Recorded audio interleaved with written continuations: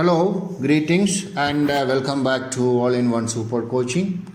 We have done the basic studies of the chemistry, all the aspects.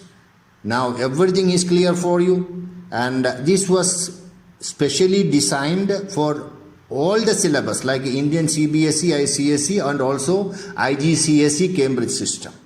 The approach was according to the Cambridge system. That is why we have just made the sequence in a different way.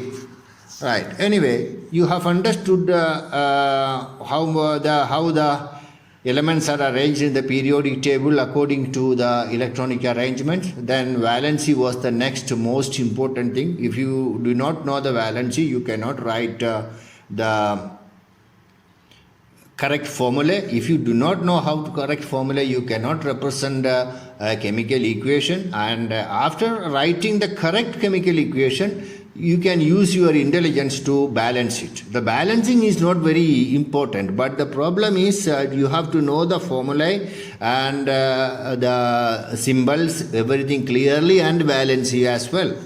Now, as I had many times discussed, in the periodic table, elements are arranged in groups and periods.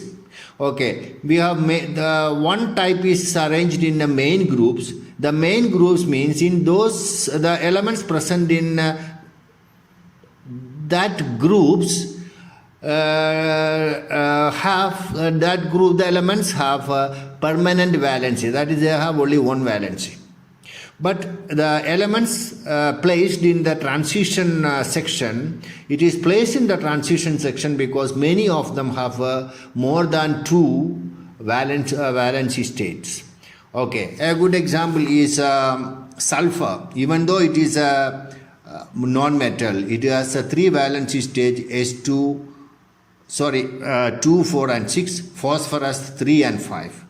And in the transition, I am giving only example of two, that is iron 2 and 3, copper 1 and 2. In the same way, mercury also is there. The mercury also, they have a valency state 1 and 2.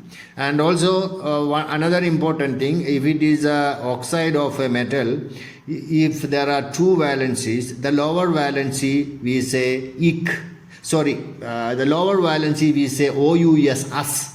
The higher valency we will say ICSE, that is cuprous oxide, cupric oxide, ferrous oxide, ferric oxide, mercurous oxide, mercuric oxide, like that.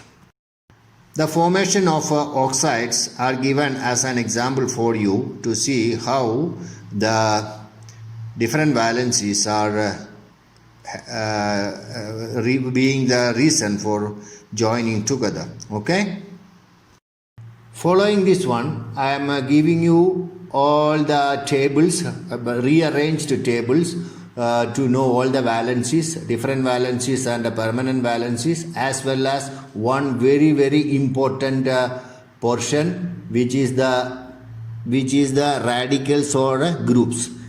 Don't forget to put brackets for the radicals like ammonium, nitrate and nitrite, bisulfate, bicarbonate, hydroxide, acetate, sulfate, sulfite, carbonate, dichromate, phosphate. Okay, ATE phosphate is higher valency, phosphite is lower valency. Then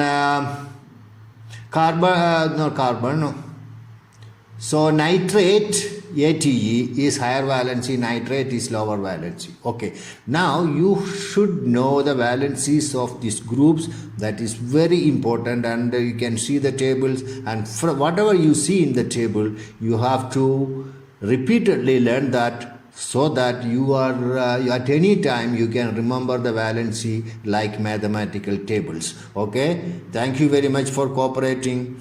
Those who have understood this approach and this chemistry, please share with your friends and tell and give us remarks. Okay, please help us, because we are having less viewers now, even though we are struggling very much.